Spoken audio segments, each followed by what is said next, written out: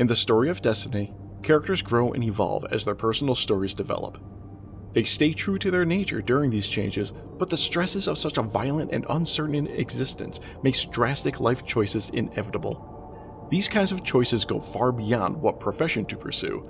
These are the kinds of choices that alter the course of history as a whole. Such is the life of Uldren Sov, brother of Queen Mara Sov and prince to the Vestian Throne. The book, The Forsaken Prince, tells the story of Uldren and the events that lead up to just before the opening of the game's third expansion, Forsaken. In Part 1, we learned about how Uldren and his buddy and master sniper, Jolyon, talked about getting into the Black Garden and were able to utilize Cabal artillery fire to take down the Gate Lord guarding the threshold, allowing them to enter. In Part 2, we learned that Mara's response wasn't exactly what Uldren was expecting, and he comes to the realization that the Black Garden holds even more secrets than he can possibly ignore. In Part 3, Uldren finally breaks and sets forth to create his own path.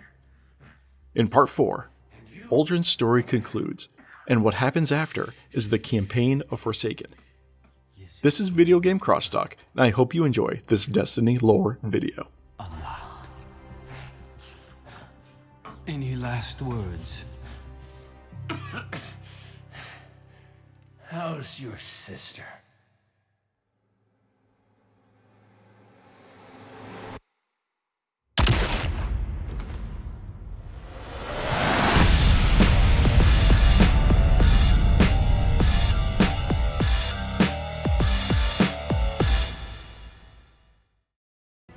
As it turns out, the Archon that Uldren saved goes by the name of Fikrul, who we know colloquially as the Fanatic.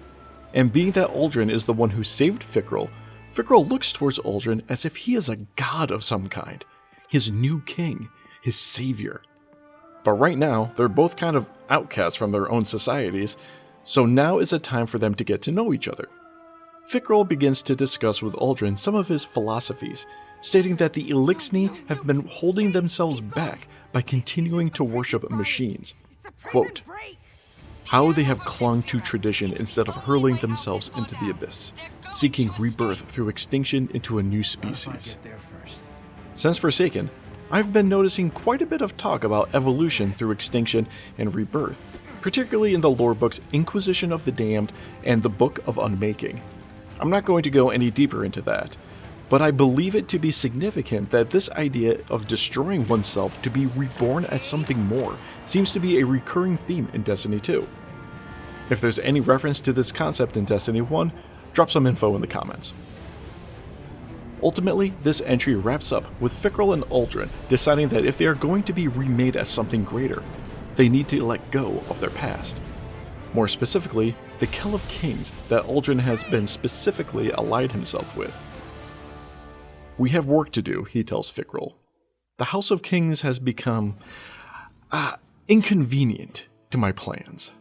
I wish to, he wags his knife, divest. Fikrul looks up sharply from his own knives. Dark ether seethes like mist around his face.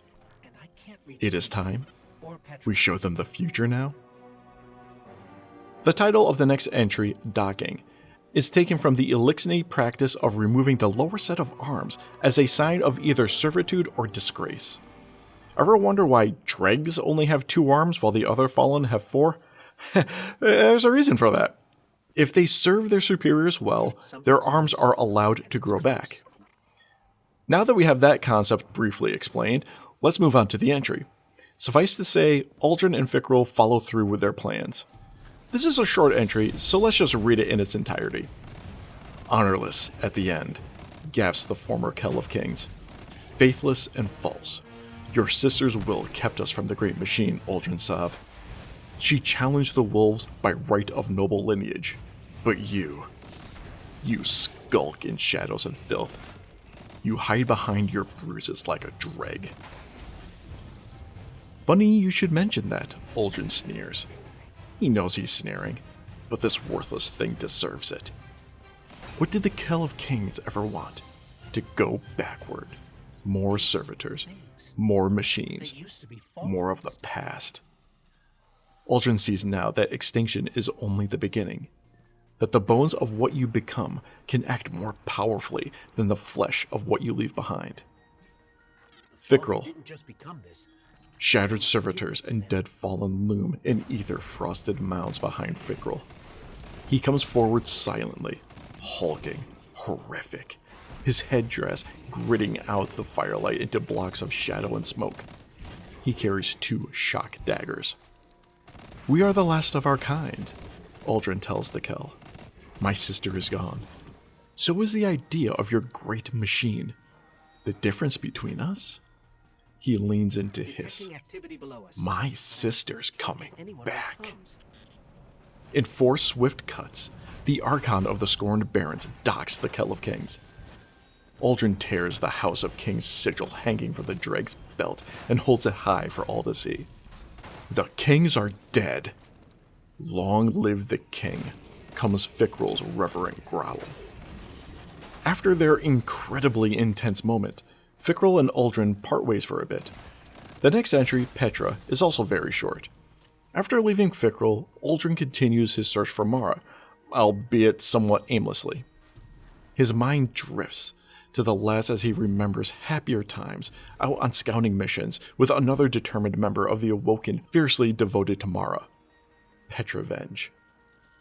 Perhaps she can be saved? He is able to find her in Thieves' Landing. Most likely she is in the process of dealing with the Spider for information. Uldren confronts Petra, only briefly. "So few of us remain," he tells her, and in that moment, seeing the shame in her, he knows she is too far gone. She cannot be saved. That night, Uldren weeps for Petra, but then Mara, throwing the quotes up there, comes to him, providing comfort and reassurance. Obviously, this is not Mara, but Riven exerting more and more control and influence over Uldren. The final 2 entries in this book, Free, parts 1 and 2, describe how Uldren ultimately lets go of anything that may be holding him back. He is running on pure self-serving emotions now, but, unbeknownst to him, under the influence of Riven. Free Part 1 starts out with an intense exchange. "Admit it! Admit that you trapped my sister in the Dreaming City!" "I did not," Uldren says. "She is not trapped, Uldren. She is dead."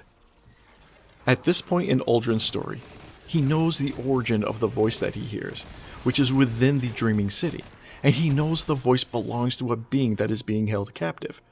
Clearly, this is not the case. Yes, we were able to speak to Mara and visit her throne, and to do so, we had to travel through the Dreaming City, but she was not physically in the Dreaming City. By now, Uldren's descent into madness is nearly complete, and will be by the end of this book. Uldren feels sorry for Uldren as she sees his current mental state.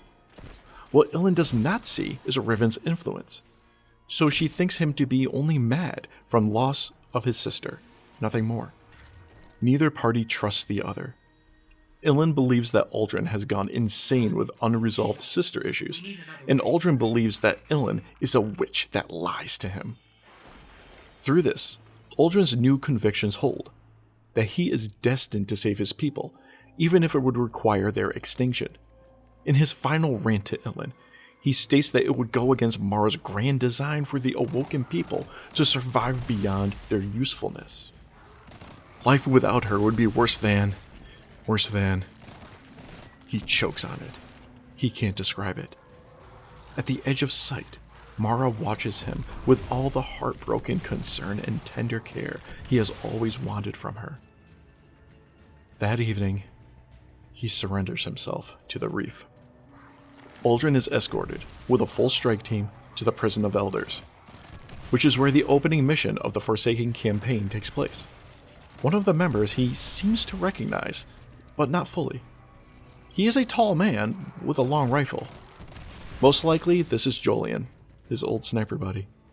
But Uldren has fallen too far now to fully recognize him. When he is brought to one of the lowest levels of the prison, he is confronted by Petra herself. Finally, it has come to this. Petra is aiding in the imprisonment of one of the royal family, Spy Master of the Crows. Prince Uldren Sov. She speaks to you. Her words are curt and direct. What does she say? Uldren closes his eyes and lets Mara's voice wash through him. He is here in the heart of Petra's strength, in the prison she has so carefully tended as everything else falls apart. He is weak and he is bound. These are the strengths his sister never possessed. The endurance of humiliation, the survival of defeat. She says. He lifts his head to meet her gaze and watches her flinch. She holds him in her weapon's sight as she withdraws, step by careful step. The Exo steps forward to hood him with a black bag. She says, "Free me." For the most part, what happens next is the Forsaken campaign. We come to the prison where there is a prison break in progress. Uldren gets away, and we proceed to hunt down each of the barons until we finally confront Uldren himself. Well, we confront him after one particular battle, but, well, no spoilers if you haven't played yet. But how does this prison break happen? In the book Most Loyal, we hear what happens in the prison as Varix from House Judgment tends to the newly incarcerated, and why he does what he does. There is also more on Uldren's relationship with Mara that can be found in the book Maracena. Lots of interconnected stories are woven in this expansion. I hope to be able to provide more summaries on these soon enough. And that concludes this video. If you enjoyed this video, please let me know and drop a like. If you would like to support this channel but can't think of anything to leave as a comment, write the word Forsaken, since that was the final result of Uldren's story, but only in his mind. Be sure to hit that subscribe button if you want to hear more lore explained in this fashion, and keep up to date with my regular podcast, Video Game Crosstalk, the monthly podcast of gamers talking tech, science, and whatever else comes to mind. Until then, I'll see you in the tower.